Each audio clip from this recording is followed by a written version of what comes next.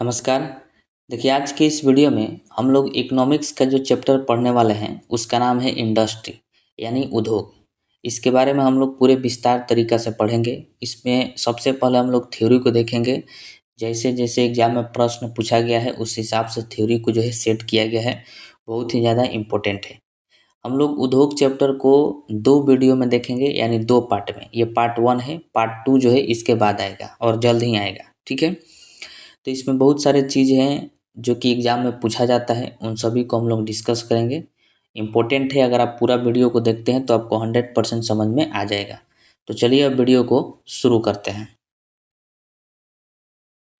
तो आइए हम सबसे पहले उद्योग को समझते हैं यानी इंडस्ट्री। देखिए, अर्थव्यवस्था के द्वितीय क्षेत्र में उद्योग को शामिल किया जाता है। आप शुरू में ही पढ़ चुके हैं कि अर्थव्यवस्था के 3 क्षेत्र होता है, प्राथमिक क्षेत्र, द्वितीयक क्षेत्र और तृतीयक क्षेत्र। प्राथमिक क्षेत्र में कृषि क्षेत्र को शामिल किया जाता है। द्वितीय क्षेत्र में जो है वो उद्योग को शामिल किया जाता है यानी निर्माण और विनिर्माण को, और तृतीय क्षेत्र में सेवा को शामिल किया जाता है। जो उद्योग होता है इंडस्ट्री, उसको अर्थव्यवस्था के द्वितीय क्षेत्र में शामिल किया जाता है, इसको ध्यान रखिएगा। उद्योग क्या करते हैं कि कच्चे माल का प्रयोग करके वस्तुओं का निर्माण और विनिर्माण करते हैं। इम्पोर्टेंट है, आपको ध्यान रखना है कि उद्योगों में कच्चे माल का प्रयोग किया जाता है और वस्तुओं का निर्माण किया जाता है। उन्हीं वस्तुओं का जो है उपयोग विभिन्न तरह के कार्यों में किया जाता है, ठीक है। भारत की बात करें तो भारत में जो है बहुत पहले से, आज़ादी के पहले से ही उद्योगों की समस्या थी। हमारे देश में उतने उद्योग नहीं थे। हस्तशिल्पकार बहुत ज़्यादा थे, मतलब हाथ से किसी भी तरह की चीज़ को बनाने वाले कलाकार जो हैं भारत में बहुत ज़्यादा थे। आज़ादी के पहले की बात करें तो आज़ादी के पहले भारत में जो है सूती वस्त्र का, रेशमी वस्त्र का, मलमल का, सूती पर छपे हुए वस्त्र, ये सब जो है पूरे विश्व में विख्यात थे। इनका मार्केट बहुत ज़्यादा था, पूरे विश्व के लोग इसको पसंद करते थे। जो भारत में हाथ से वस्त्र बनाया जाता था, उस पर फूल वगैरह छापा हुआ रहता था, तो वह सब जो है बहुत ज़्यादा लोग, विश्व के लोग पसंद करते थे जो भारत में बना था। लेकिन उससे क्या होता था कि हाथ से बनने के कारण बहुत धीमा कार्य होता था। मतलब क्योंकि हाथ से बनने में बहुत ज़्यादा समय लगेगा, तो बहुत धीमा कार्य होता था। लेकिन उसी समय क्या हुआ कि इंग्लैंड में औद्योगिक क्रांति की शुरुआत हुई। औद्योगिक क्रांति का मतलब होता है उद्योगों की स्थापना करना, उद्योगों का आविष्कार करना। बहुत सारे उद्योग के आविष्कार हुए इंग्लैंड में, उसी को औद्योगिक क्रांति कहा जाता है। अब औद्योगिक क्रांति की जब विकास हो गया इंग्लैंड में, शुरुआत हुआ, तो वहाँ पर धड़ल्ले से कपड़ा का निर्माण होने लगा, मतलब बहुत तेज़ी से। और भारत में जो है लोग हाथों से बनाते थे और वहाँ पर मशीनों से तैयार किया जाने लगा।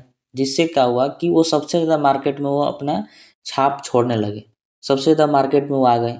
क्योंकि यहाँ पर एक व्यक्ति एक दिन में एक बना सकता है कपड़ा, 2 बना सकता है, लेकिन वहाँ पर मशीन जो थी डेली सैकड़ों कपड़ा निकाल रही है। तो औद्योगिक क्रांति के चलते भारत के जो हस्तशिल्प थे उस पर बुरा प्रभाव पड़ा, बहुत खराब प्रभाव पड़ा, जिससे हम लोग धीरे धीरे जो है पीछे चलते चले गए।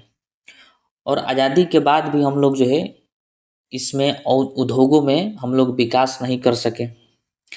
इसलिए हमारे जो शुभचिंतक थे, हमारे देश के जो नेता थे, उन्होंने सोचा कि उद्योगों के बारे में कुछ ना कुछ करना पड़ेगा। तो उन्होंने सोचा कि एक नीति का निर्माण करते हैं और उसी नीति पर हम लोग धीरे धीरे कार्य करेंगे, जिससे हम लोग उद्योगों में आगे जा सकते हैं।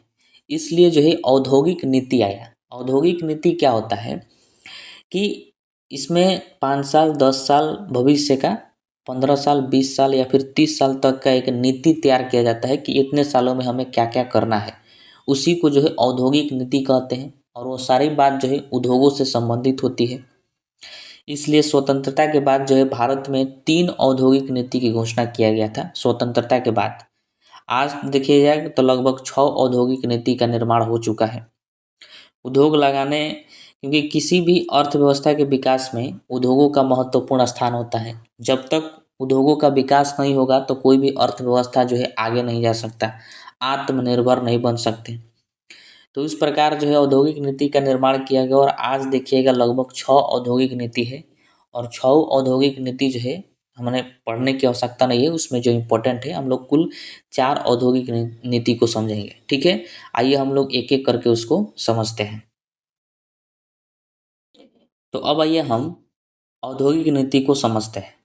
देखिए, प्रथम औद्योगिक नीति की घोषणा जो है आज़ादी के जस्ट बाद हुई थी, लगभग 1 साल बाद, 6 अप्रैल 1948 ईस्वी को। उस समय तत्कालीन केंद्रीय उद्योग मंत्री जो है डॉक्टर श्यामा प्रसाद मुखर्जी द्वारा इसकी शुरुआत की गई थी। वेरी वेरी इंपॉर्टेंट है। आपसे यदि प्रश्न पूछा जाए कि प्रथम औद्योगिक नीति की घोषणा कब हुई थी, तो 6 अप्रैल 1948 ईस्वी को हुई थी। और किनके द्वारा किया गया था, तो उस समय उद्योग मंत्री थे डॉक्टर श्यामा प्रसाद मुखर्जी के द्वारा किया गया था। ठीक है। इस पहली औद्योगिक नीति के द्वारा ही देश में मिश्रित एवं नियंत्रित अर्थव्यवस्था की नींव रखी गई। सबसे पहले इसमें कहा गया था कि देश में जो है मिश्रित अर्थव्यवस्था को लाना है। तो आपसे प्रश्न पूछा जाएगा कि मिश्रित अर्थव्यवस्था की नींव जो है किस औद्योगिक नीति के द्वारा रखी गई थी, तो प्रथम औद्योगिक नीति के द्वारा रखी गई थी। ठीक है। और इसकी शुरुआत ध्यान रखिएगा 6 अप्रैल 1948 ईस्वी को हुआ था। ठीक है। द्वितीय की बात करें तो द्वितीय औद्योगिक नीति की घोषणा जो है 30 अप्रैल 1956 ईस्वी को किया गया था, जिसमें उद्योगों को सार्वजनिक, निजी तथा संयुक्त क्षेत्रों में विभाजित किया गया था। आगे हम बताएंगे आपको वीडियो के लास्ट में कि उद्योगों को जो है 3 भागों में बांटा गया है: सार्वजनिक क्षेत्र, निजी क्षेत्र और संयुक्त क्षेत्र। तो ये इनको 3 भागों में कब बांटा गया था, तो द्वितीय औद्योगिक नीति के द्वारा बांटा गया था। उसी में कहा गया था कि उद्योगों को 3 भागों में बांट दिया जाना चाहिए: सार्वजनिक में, निजी में और संयुक्त क्षेत्र में। और इसकी घोषणा कब हुई थी, तो 30 अप्रैल 1956 ईस्वी को हुई थी। ठीक है। तो इसको ध्यान रखिएगा। अब आइए हम समझते हैं तृतीय औद्योगिक नीति। देखिए, तृतीय औद्योगिक नीति की घोषणा जो है 23 दिसंबर 1977 ईस्वी को हुई थी। उस समय तत्कालिक उद्योग मंत्री थे जॉर्ज फर्नांडीज। जॉर्ज फर्नांडीज के देखरेख में या फिर इन्हीं के द्वारा जो है तृतीय औद्योगिक नीति की शुरुआत 1977 में की गई थी। ठीक है। इस नीति का प्रमुख उद्देश्य था रोजगार व आवश्यक उपभोक्ता वस्तुओं में वृद्धि करना। यानी इसका उद्देश्य था कि रोजगार को बढ़ाया जाए देश में, और आवश्यक उपभोक्ता वस्तु का जो है वृद्धि किया जाए, उसका निर्माण बहुत अधिक किया जाए। और जो है लघु एवं कुटीर उद्योगों की विस्तार की नीति को अपनाना था। वीडियो के आगे आप सब लोग समझिएगा कि लघु और कुटीर उद्योग जो है ये क्या होते हैं। फिलहाल आप इतना समझिए कि तृतीय औद्योगिक नीति में जो है इनका विस्तार करना था, इनको बड़े पैमाने पर फैलाना था पूरे देश में, ताकि देश का विकास हो सके। क्योंकि लघु और कुटीर उद्योग ही हैं ऐसे बड़े बड़े उद्योगों में जो है मदद करने का काम करते हैं। तो इनका विस्तार करना तृतीय औद्योगिक नीति में घोषणा किया गया था। ठीक है। तो हम लोग प्रथम औद्योगिक नीति, द्वितीय औद्योगिक नीति और तृतीय औद्योगिक नीति को समझ लिए। अब हम लोग देखेंगे नई आर्थिक नीति को। बहुत ज़्यादा इम्पोर्टेंट है, आइए उसको हम लोग समझते हैं। तो अब आइए हम समझते हैं नई आर्थिक नीति को। बहुत ज़्यादा इम्पोर्टेंट है, इसको ध्यान से देखिएगा। नई आर्थिक नीति की शुरुआत जो है 24 अप्रैल 1991 ईस्वी को हुई थी। ये आपको सन ध्यान में रखना है, क्योंकि एग्जाम में डायरेक्टली जो है कई बार एग्जाम में ये पूछा गया है कि नई आर्थिक नीति की शुरुआत कब हुई थी, तो 24 अप्रैल 1991 को। 1991 में क्यों हुई थी, क्योंकि उस समय हमारा देश जो है वित्तीय आर्थिक संकट से जूझ रहा था। यानी हमारे देश में पैसा की कमी हो गई थी कि भविष्य में अपने देश को कैसे चलाया जाए। इसके पीछे कारण था कि हम लोग जस्ट ही आज़ाद हुए थे, 1947 में आज़ाद हुए, और 1991 में आर्थिक संकट से हम लोग जूझने लगे। क्योंकि उस समय हमारे देश में उतने उद्योग नहीं थे, जिससे सरकार को टैक्स नहीं मिल पा रहा था उतना। सरकार जो है नॉर्मल नॉर्मल चीज़ों में टैक्स वसूल रही थी, जिससे सरकार के पास जो है आय कम हो गया। और प्रशासन को चलाने के लिए, उसके संचालन के लिए, परियोजनाओं के क्रियान्वयन के लिए, विभिन्न तरह की परियोजनाओं को निर्माण करने के लिए देश में बहुत ज़्यादा पैसा लग रहा था, लेकिन आय हमारा नहीं बढ़ रहा था। इस वजह से आय जो है कम हो गया और व्यय हम लोगों का ज़्यादा हो गया, जिससे हमें आर्थिक संकट से जूझना पड़ा 1991 में। और उस समय क्या हुआ कि कोई भी देश हमें कर्ज देने के लिए तैयार नहीं था। बहुत सारे हम लोग कर्ज भी ले चुके थे पहले से ही। आईएमएफ भी हम लोगों को कर्ज देने के लिए तैयार नहीं था। कोई भी विदेशी निवेशक थे, वह देश में निवेश करने से बच रहे थे, डर रहे थे, हो सकता है कि उनका पैसा डूब जाए। इस वजह से कोई निवेशक भी नहीं आ रहे थे। इसी कारण से हम लोग जो है आर्थिक संकट से जूझने लगे। और जब आईएमएफ से हम लोग लोन मांगे, तो आईएमएफ ने बहुत सारे शर्तें हम लोगों पर थोप दिया लोन देने के लिए। और उसके बाद जो है उसने लोन दिया, तो उस लोन से हम लोगों ने बहुत सारे कर्जा को भरा और देश को धीरे धीरे आगे बढ़ाएं। इसी के लिए जो है एक नीति का निर्माण किया गया ताकि उस नीति पर चला जा सके और बढ़िया तरीका से उस पर कार्य किया जा सके ताकि देश को आगे बढ़ाया जा सके। और उस समय ध्यान रखिएगा महज 15 दिनों के लिए ही पैसा बचा था, आगे हम पढ़ेंगे। तो उसी के लिए नई आर्थिक नीति की शुरुआत किया गया ताकि उस पर बढ़िया ढंग से कार्य किया जा सके 24 अप्रैल 1991 में। ठीक है, अब आइए इसको हम लोग विस्तार से समझते हैं। देखिए, देश में 1991 में वित्तीय आर्थिक संकट के कारण नई आर्थिक नीति की शुरुआत की गई, क्योंकि उस समय देश में उद्योगों की कमी थी। सरकार अपनी प्रशासन के संचालन के लिए, परियोजनाओं के क्रियान्वयन के लिए टैक्स से पैसा जुटाती थी, फिर भी आय से अधिक व्यय था। इसलिए सरकार बैंकों से, अंतर्राष्ट्रीय वित्तीय संस्थाओं से, अन्य देशों से कर्जा लेती थी, क्योंकि आय हम लोगों का कम था और व्यय ज़्यादा था और खर्चा भी करना आवश्यक था, क्योंकि अभी अभी हम लोग आज़ाद हुए थे तो देश को आगे ले जाना है। इस वजह से तो हम लोग कर्जा लेने लगे, बहुत सारे अंतर्राष्ट्रीय संस्थाओं से भी कर्जा लिए, बैंकों से भी कर्जा लिए। इससे देश पर कर्ज का बोझ जो है बढ़ता गया। उन दिनों कोई देश या अंतर्राष्ट्रीय निवेशक भी भारत में निवेश करना नहीं चाहते थे, जिससे भारत का भुगतान संतुलन गड़बड़ा गया। इसके पहले वाले वीडियो में हम लोग भुगतान संतुलन के बारे में पढ़े थे, क्योंकि ज़्यादा आयात होने लगा और निर्यात जो है बहुत कम हो गया, क्योंकि उस समय हमारे देश में उद्योग तो उतना था नहीं और ना ही उद्योग का हम विकास कर पाए थे। इस वजह से हमारा भुगतान संतुलन जो है गड़बड़ाते चला गया। पैसा न होने के कारण आयात निर्यात पर भी भारी शुल्क लगे थे, क्योंकि हम लोगों के पास पैसा नहीं था तो हम लोग आयात निर्यात पर ज़्यादा शुल्क लगाई थी सरकार, ताकि ज़्यादा कमाई हो सके। विदेशी व्यापार पर बहुत सी कड़ा प्रतिबंध लगे थे, जो विदेशों से आता था सामान उन सभी पर। इन सभी कारणों के कारण भारत को 1991 में आर्थिक संकट झेलना पड़ा। उस समय आवश्यक वस्तुएं एवं पेट्रोलियम के आयात का भुगतान के लिए मात्र 15 दिनों के लिए ही विदेशी मुद्रा बचा था। देखिए, हमारे पास जो है महज 15 दिन के लिए विदेशी मुद्रा बचा था आवश्यक वस्तुओं के आयात के लिए। जो भी इम्पोर्टेंट वस्तु होती है दिनचर्या के लिए, उसके लिए मात्र 15 दिन के लिए ही विदेशी मुद्रा हम लोगों के पास बचा था। कोई भी देश मदद करने को तैयार नहीं था उस समय। इस स्थिति में भारत ने विश्व बैंक और अंतर्राष्ट्रीय मुद्रा कोष यानी IMF इसका जो है दरवाज़ा खटखटाया। फलस्वरूप देश को $7 बिलियन का लोन जो है कुछ शर्तों के साथ मिला। IMF के द्वारा कितना बिलियन डॉलर लोन मिला हम लोगों को? तो $7 बिलियन लोन मिला, बहुत सारे शर्तों के साथ। इन शर्तों में कहा गया कि सरकार जो है उदारीकरण, निजीकरण, वैश्वीकरण करेगी। वेरी वेरी इंपॉर्टेंट है, आप ध्यान रखिएगा कि विश्व बैंक और अंतर्राष्ट्रीय मुद्रा कोष जो है यानी IMF के द्वारा शर्त रखा गया कि हम आपको उसी शर्त पर लोन देंगे कि जब आप जो है अपने देश में उदारीकरण, निजीकरण और वैश्वीकरण जो है स्थापित करिएगा, इनको लागू करिएगा। अनेक क्षेत्रों में सरकारी हस्तक्षेप कम करिएगा। बहुत सारे क्षेत्रों में सरकार जो है दबाव बहुत ज़्यादा बना दी थी कि आप ये काम नहीं कर सकते हैं, वो काम नहीं कर सकते हैं, क्योंकि हम लोग गुलामी से बहुत डर गए थे। इस वजह से बहुत सारे नियम कानून लगाए गए थे सरकारी क्षेत्रों में। तो इसने कहा कि अनेक क्षेत्र में सरकारी हस्तक्षेप आप कम करिएगा, ये IMF ने कहा और विश्व बैंक ने। और विदेशी व्यापार पर लगे प्रतिबंध भी हटाइएगा। ये IMF बोल रहा है कि जो भी विदेशी व्यापार पर कड़ा प्रतिबंध लगा है उनको आप हटाइएगा। उदारीकरण, निजीकरण, वैश्वीकरण को आप लागू करिए। जो अनेक क्षेत्र में आपने सरकारी हस्तक्षेप लगाया है उसको भी बहुत ज़्यादा कम करिए। भारत सरकार ने इन सभी शर्तों को मान ली, क्योंकि पैसा की आवश्यकता थी तो सभी शर्तों को मानना आवश्यक था। और ये बहुत खराब भी कह सकते हैं कि ये हमारे देश में प्रतिबंध था उस समय।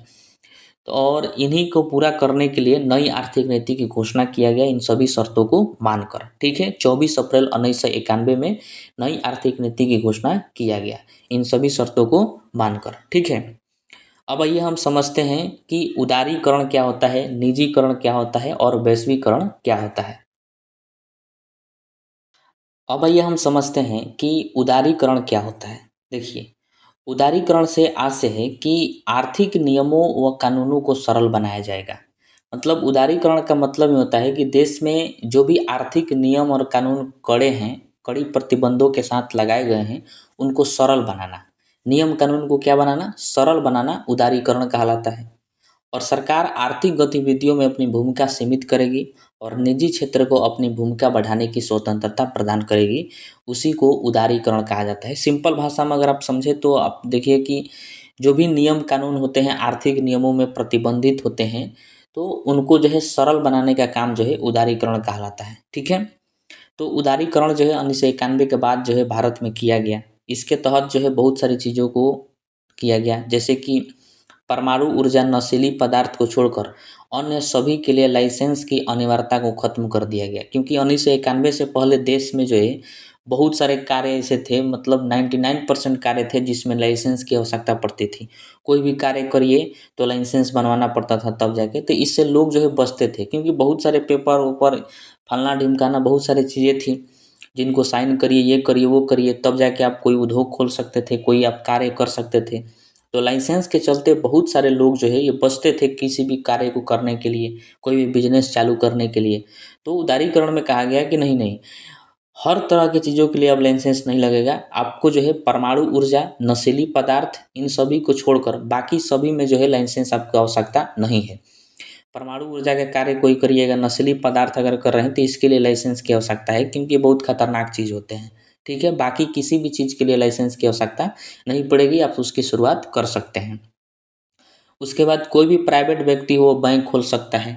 कोई भी प्राइवेट व्यक्ति, जैसे आज के डेट में देखिएगा बहुत सारे प्राइवेट बैंक हैं, तो ये उदारीकरण का ही देन है। नहीं तो पहले ऐसा नहीं हो सकता था, केवल सरकारी ही हो सकती थी कि वो बैंक खोल सकती थी। आज हर कोई खोल सकता है, जो भी व्यक्ति है उनके पास पैसा है।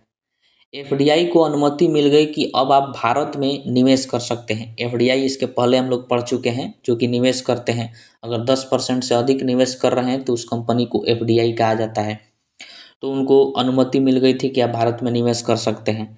कर व्यवस्था में सुधार करने के लिए 2016 में जीएसटी लाया गया। ये भी आप देख ही चुके हैं कि 2016 में क्या लाया गया था, जीएसटी, ताकि कर की जो व्यवस्था है वो और सिंपल हो सके, ताकि कोई भी कर देने से कतराए नहीं। न तो पहले जो था कि बहुत दिक्कत होता था कर देने में, 12 प्रकार के 18 प्रकार के पेपर होते थे, साइन वगैरह, ये वो, ये कर वो कर। अब जीएसटी लाया गया, सभी करों को समेट दिया गया एक में ही, और सिंपल हो गया है कर देना।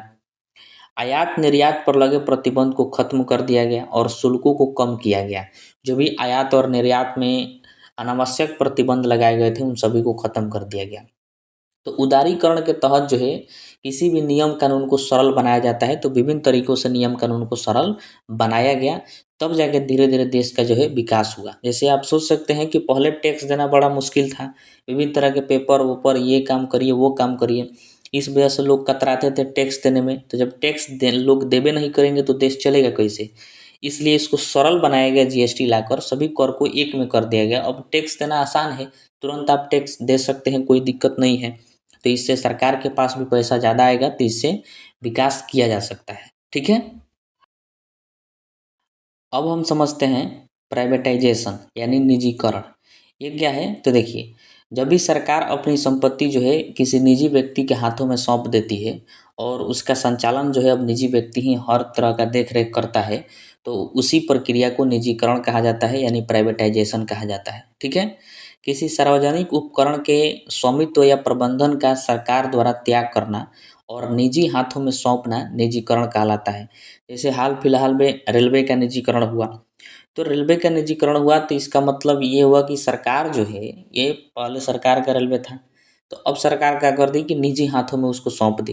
अब निजी हाथ में सौंपने का मतलब है कि जो भी निजी व्यक्ति उसको लेगा तो उसका देख रेख, उसका मरम्मत, जितने भी खर्च वगैरह जो भी होते हैं वो सब वही करेगा। तो इसी को कहा जाता है निजीकरण करना। सरकार इसमें जो है सार्वजनिक क्षेत्र की कंपनियों को सीधे निजी हाथों में बेच देती है, इसे विनिवेशित कहा जाता है। ठीक है, तो इसको ध्यान रखिएगा।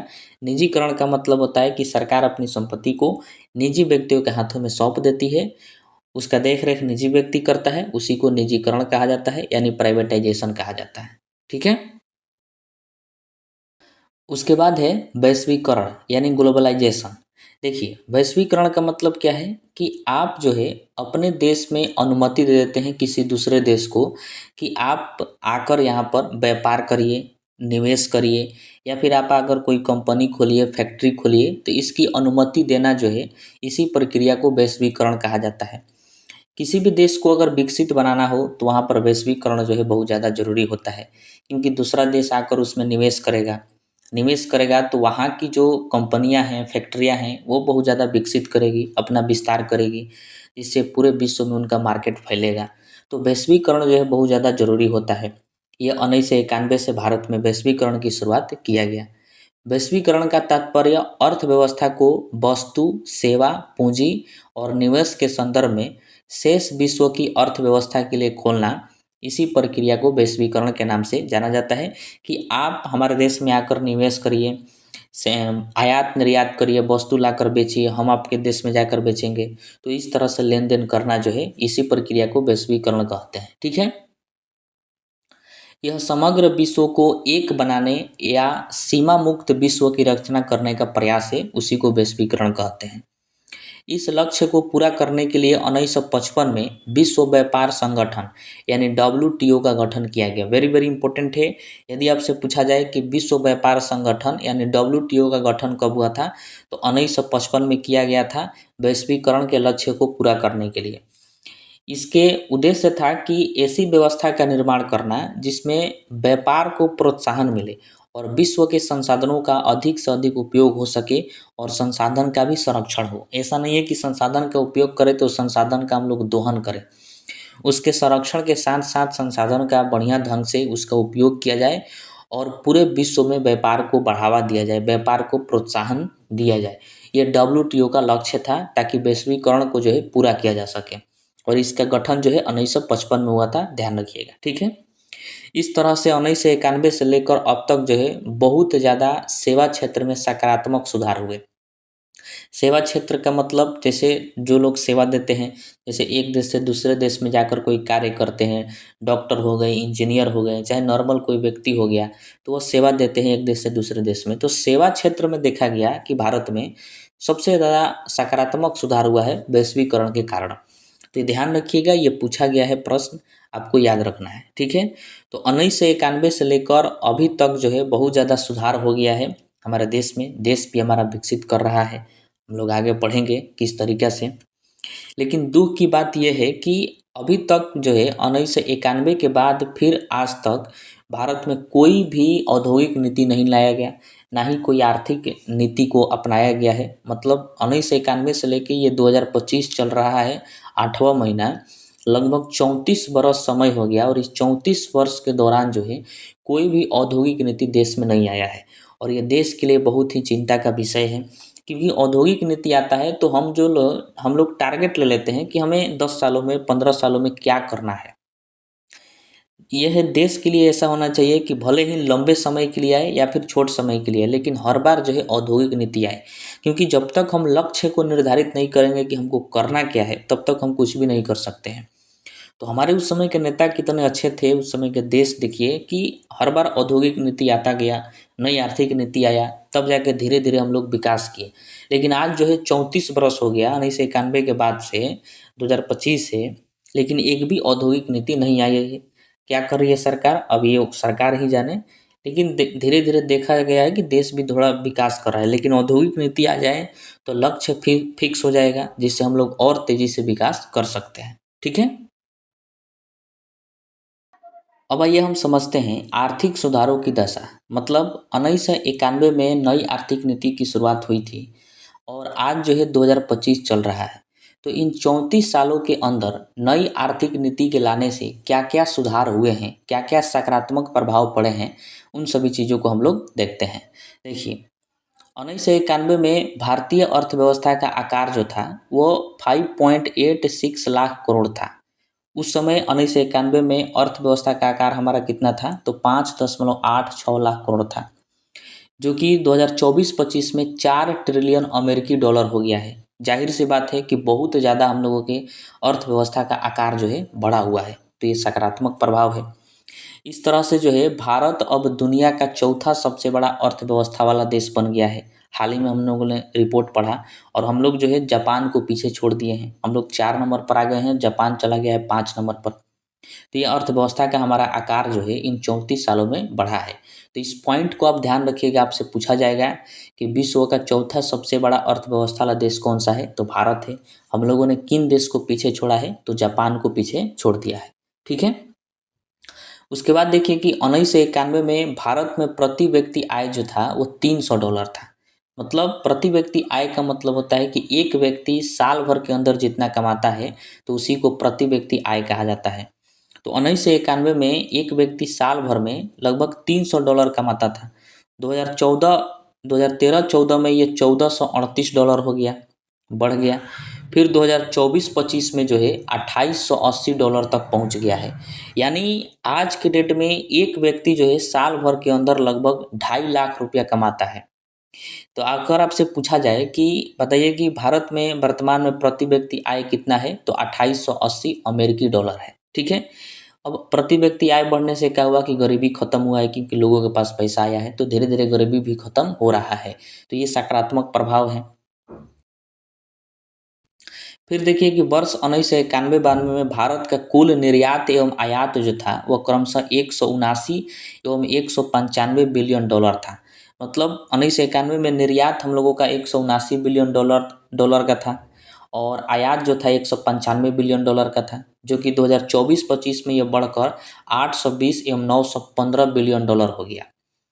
यानी 179 से निर्यात जो है 820 हो गया और 195 से आयात 915 बिलियन डॉलर तक पहुंच गया है 2025 में। तो यानी बहुत ज़्यादा बढ़ा हुआ है, तो ये भी सकारात्मक प्रभाव है। 1991 में भारत का जो है फॉरेन रिजर्व यानी विदेशी मुद्रा भंडार जो था वह 1.5 बिलियन डॉलर का था। लगभग 1.5 बिलियन डॉलर विदेशी मुद्रा हम लोगों के पास था 1991 में। आज 2024-25 में की बात करें तो लगभग 700 बिलियन डॉलर हो गया है। यानी देखिए कि बहुत ज़्यादा उछाल हुआ है 1991 से लेकर 2025 के बीच में। यानी बहुत ज़्यादा सकारात्मक प्रभाव हुआ है। तो बहुत सारे क्षेत्र हैं जिसमें हम लोगों ने सकारात्मक प्रभाव को देखा है। तो इन सभी पॉइंट को आप ध्यान रखिएगा, इंपॉर्टेंट है, एग्जाम में पूछा जाएगा। ठीक है। लेकिन इसमें जो है बहुत सारे नकारात्मक प्रभाव भी हैं। हम लोगों को बहुत सारी चीज़ों में असफलता भी हाथ लगा है। नई आर्थिक नीति के तहत ये सब सुधार नहीं हुए हैं। जैसे कि आज तक जो है रोजगार की जो समस्या है वो ख़त्म नहीं हुई। बेरोजगारी जो है हमारे देश में बनी की बनी रह जाती है। रोजगार सृजन नहीं हो पाया। कृषि क्षेत्र में हम लोगों ने बहुत ज़्यादा ध्यान नहीं दिया जितना हम लोगों को देना चाहिए था। आज भी किसान जो है फांसी लगाते हैं, उनको उचित दाम नहीं मिल पाता है। जैसे जैसे समय बीतता है जो भी फसल है वो और सस्ता हो जाता है। बिहार में घटना थी कि 1 रुपया किलो गोभी हो गया था, तो अगले साल जो है बहुत सारे गोभी को खेत में ही किसान नष्ट कर दिया। तो कृषि क्षेत्र में हम लोग उतना ध्यान देते ही नहीं हैं।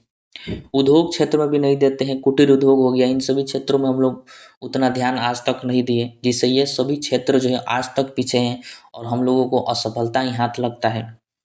आधारभूत सुविधाओं के विकास तथा राजकोषीय प्रबंधन, इन सब पर जो है बहुत कम ध्यान दिए हैं, जिस वजह से ये सब चीज़ें जो हैं अभी तक पीछे हैं। तो इन सभी चीज़ों पर ध्यान देना है। सेवा क्षेत्र में भी हम लोग जो बहुत ज़्यादा ध्यान नहीं दिए हैं। तो इसका सबसे बड़ा कारण है कि जो नीति का निर्माण करते हैं वो बहुत कम समय के लिए किया जाए और उस पर एकदम अडिग होकर उस पर कार्य किया जाए, तब जाके देश को आगे ले जाया जा सकता है। लेकिन हम लोग क्या किए हैं कि 1991 में नई आर्थिक नीति की घोषणा हुई है और आज 2025 है। लगभग 34 सालों के अंदर आज तक फिर कोई भी नई आर्थिक नीति नहीं आया। हम लोग जो है जात पात धर्म पर इसी पर आज तक जो है लड़ते आ रहे हैं, लेकिन इस बात पर आज तक कोई भी सवाल नहीं उठाया गया है, ना ही टीवी चैनलों के द्वारा, कि और जो है नई आर्थिक नीति 2.0 को लाया जाए ताकि देश को आगे बढ़ाया जा सके। छोटे छोटे चीज़ों पर ध्यान देकर आगे बढ़ा जा सकता है। लेकिन हम लोगों ने इन सभी चीज़ों पर अभी तक ध्यान नहीं दिया है। इस वजह से हम लोग इन सभी क्षेत्रों में अभी तक पीछे हैं। भले हम लोगों का देश धीरे धीरे अर्थव्यवस्था का आकार बढ़ रहा है, लेकिन और तेज़ी से बढ़ सकता है। जब तक हम लोग इन सभी चीज़ों पर ध्यान नहीं देंगे तब तक कुछ नहीं होगा। ठीक है। अब आइए हम उद्योगों का वर्गीकरण को समझते हैं। इससे जो है एग्जाम में बहुत सारे प्रश्न पूछे जाते हैं। आपको मैं आगे बताऊंगा कि कैसे पूछा जाता है। आइए उन सभी चीज़ों को हम लोग समझते हैं। देखिए, उद्योगों को जो है बहुत आधारों पर बांटा जाता है। उन सभी आधारों को हम लोगों को समझना है। सबसे पहला है कि स्वामित्व के आधार पर उद्योग जो है कितने भागों में बांटा गया है उद्योगों को। तो ध्यान रखिएगा कि स्वामित्व के आधार पर कुल 4 भागों में उद्योग को बांटा गया है। एक होता है सार्वजनिक क्षेत्र के उद्योग, दूसरा होता है निजी क्षेत्र के उद्योग, तीसरा होता है संयुक्त क्षेत्र के उद्योग और चौथा होता है सहकारी क्षेत्र के उद्योग। ठीक है। देखिए, सार्वजनिक क्षेत्र के उद्योग क्या होते हैं, इसमें सरकार की हिस्सेदारी जो है 50% से अधिक होती है। जब भी किसी उद्योग में सरकार अपनी हिस्सेदारी 50% देती है, मतलब 50% उसमें अपना पैसा लगाती है, तो उसको जो है सार्वजनिक क्षेत्र के उद्योग कहा जाता है। जैसे महारत्न कंपनी हो गई, नवरत्न कंपनी हो गई, तो इन सभी क्षेत्रों में सरकार की हिस्सेदारी जो है 50% होती है, तो इनको सार्वजनिक क्षेत्र का उद्योग कहा जाता है। ठीक है। आपसे प्रश्न कैसे पूछेगा, कहेगा कि बताइए निम्नलिखित में से कौन जो है सार्वजनिक क्षेत्र के उद्योग है, तो उसमें महारत्न कंपनियों का नाम देगा, नवरत्न कंपनियों का नाम देगा, तो आपको बताना है। हम लोग जो पार्ट 2 वीडियो इसका आएगा उसमें हम लोग महारत्न और नवरत्न कंपनियों के बारे में समझेंगे। ठीक है, तो आप यहाँ पर इतना ध्यान रख सकते हैं। दूसरा होता है निजी क्षेत्र के उद्योग, जिनका मालिकाना हक जो है निजी व्यक्तियों के पास होता है, तो उसको निजी क्षेत्र के उद्योग कहा जाता है। जैसे टाटा ग्रुप, टाटा ग्रुप पर एक ही गो मालिक हैं, उसमें सरकार कोई भी हस्तक्षेप नहीं कर सकती है, निजी व्यक्ति का है। रिलायंस इंडस्ट्री हो गया, अडानी ग्रुप हो गया, अडानी ही मालिक है अडानी ग्रुप के, उसमें सरकार कुछ नहीं कर सकती है, तो अडानी निजी व्यक्ति हो गए, तो ये निजी क्षेत्र के सब क्या हो गए, उद्योग हो गए। उसके बाद होता है संयुक्त क्षेत्र के उद्योग, इसमें जो है सरकार एवं निजी दोनों तरह के व्यक्तियों का हाथ होता है, तो उसको संयुक्त क्षेत्र के उद्योग कहा जाता है। इसी को ट्रिपल पी कहा जाता है। मतलब इसमें सरकार का भी हाथ होता है, अधिकार होता है, और निजी व्यक्ति का भी अधिकार होता है। जैसे मेट्रो हो गया, मारुति उद्योग हो गया, तो ये जो है संयुक्त क्षेत्र के उद्योग हैं, इसमें सरकार का भी और निजी व्यक्ति दोनों का हाथ है। ठीक है। उसके बाद होता है सहकारी क्षेत्र के उद्योग, वैसे उद्योग जिनका स्वामित्व एवं प्रबंधन एक वर्ग के लोगों के पास होता है, जिनका काम जो है लाभ कमाना नहीं होता बल्कि वर्ग के लोगों की मदद करना होता है, तो उसको सहकारी क्षेत्र के उद्योग कहते हैं। जैसे कोऑपरेटिव बैंक, कोऑपरेटिव बैंक का आप नाम सुने होंगे, तो वो जो है सहकारी क्षेत्र के उद्योग हैं। ये एक वर्ग के लोग चलाते हैं और इनका काम जो है लोगों की मदद करना होता है, लोन बांटना होता है। इसके बारे में अगर आपको समझना है तो हमारे बैंक वाले वीडियो को समझ सकते हैं। हम लोगों ने इकोनॉमिक्स को लगभग 90% तक कंप्लीट कर दिया है। अब जो है लगभग 4 से 5 वीडियो और आएगी जिसमें पूरा इकोनॉमिक्स हम लोग खत्म कर देंगे। ठीक है, और इसी मंथ में यह खत्म हो जाएगा। डेयरी उद्योग हो गया, डेयरी उद्योग देखिए ये सहकारी क्षेत्र के उद्योग हैं। डेयरी उद्योग का लाभ कमाना नहीं होता है, ये लोगों की मदद करना होता है। क्योंकि गांव जवार में बहुत सारे लोग पशु पशु पालते हैं, गाय भैंस, तो उनका दूध जो है वो ले जाकर शहरों में नहीं बेच सकते, या फिर शहर के जो बड़े बड़े दुकानदार हैं वो गांव में आकर इकट्ठा नहीं कर सकते, इसलिए डेयरी उद्योग खोला गया है। उस उद्योग में सारे लोग जाते हैं, अपना दूध देते हैं, उनको उचित दाम मिल जाता है, और वो डेयरी उद्योग वाले ले जाकर दुकान में पहुंचा देते हैं। तो वो क्या करते हैं, सेवा करते हैं, उनका लाभ कमाना उद्देश्य नहीं होता है। ठीक है। तो स्वामित्व के आधार पर 4 वर्गों में उद्योगों को बांटा गया है, इनको आप ध्यान रखिएगा, इनसे प्रश्न जो है पूछा जाता है। अब हम देखते हैं आकार के आधार पर। देखिए, आकार के आधार पर उद्योगों को जो है 2 भागों में बांटा जाता है। एक लघु उद्योग यानी स्मॉल इंडस्ट्री, और बृहद उद्योग यानी लार्ज इंडस्ट्री। इन 2 भागों में बांटा गया है आकार के आधार पर। ठीक है। लघु उद्योग क्या होता है कि वैसा उद्योग जिनमें 1 करोड़ से कम निवेश हुआ हो, 1 करोड़ से कम पैसा लगा हो, तो उसको हम लोग लघु उद्योग के नाम से जानते हैं, यानी स्मॉल इंडस्ट्री कहते हैं। ठीक है। और जिन उद्योग में 1 करोड़ से ज़्यादा निवेश किया गया हो, 1 करोड़ से अधिक पैसा लगा हो, तो उसको बृहद उद्योग के नाम से जाना जाता है। कोई भी उद्योग हो, अगर उसमें 1 करोड़ से कम पैसा लगा है तो उसको लघु उद्योग कहेंगे। अगर किसी उद्योग में 1 करोड़ से अधिक पैसा लगा है, 2 करोड़, 1.5 करोड़, तो उसको बृहद उद्योग के नाम से जाना जाता है। ठीक है। तो ध्यान रखिएगा, आकार के आधार पर 2 प्रकार के उद्योग होते हैं, लघु उद्योग और बृहद उद्योग। अगला आधार है कच्चा माल के आधार पर। तो देखिए, कच्चा माल के आधार पर जो है 3 तरह के उद्योग होते हैं। एक होता है कृषि आधारित उद्योग, दूसरा खनिज आधारित उद्योग, और तीसरा होता है वन आधारित उद्योग। ठीक है। देखिए, कृषि आधारित उद्योग का मतलब क्या है कि जिसमें कृषि से संबंधित जो भी चीज़ें उसका इस्तेमाल करके बनाया जाता हो, तो उसको कृषि आधारित उद्योग के नाम से जाना जाता है।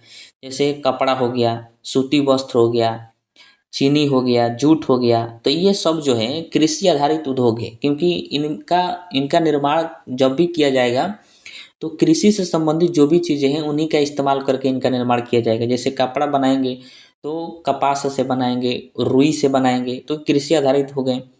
सूती वस्त्र, चीनी बनाएंगे तो गन्ना से, गन्ना जो है खेतों में होता है तो वो कृषि से संबंधित हो गया। तो इन सभी उद्योगों को कृषि आधारित उद्योग कहा जाता है, जहाँ पर इन सभी का निर्माण किया जाता है। ठीक है। एक होता है खनिज आधारित उद्योग। खनिज आधारित उद्योग का मतलब खनिजों से जो चीज़ बनाया जाता है जिस उद्योग में, उस उद्योग को कहा जाता है खनिज आधारित उद्योग। जैसे स्टील उद्योग, स्टील बनाते हैं तो लोहा का उपयोग किया जाता है उसमें, तो वो क्या है कि खनिज है, तो उसको खनिज आधारित उद्योग कहा जाएगा। लौह उद्योग हो गया, इस्पात उद्योग हो गया, एल्युमिनियम, एल्युमिनियम का बर्तन जहाँ पर बनता है जिस उद्योग में, तो उसको कहा जाएगा खनिज आधारित उद्योग, क्योंकि एल्युमिनियम जो है खनिज है, उसी का निर्माण करके एल्युमिनियम से बर्तन बनाया जाता है, तो उसको खनिज आधारित उद्योग कहा जाएगा। अगला है वन आधारित उद्योग, मतलब वन का प्रयोग किया जाए तो उस उद्योग को वन आधारित उद्योग क्या कहा जाएगा। जैसे पेपर मिल उद्योग, पेपर जब बनता है तो वन से बनता है, तो वह कौन सा उद्योग हो जाएगा, वन आधारित उद्योग हो जाएगा।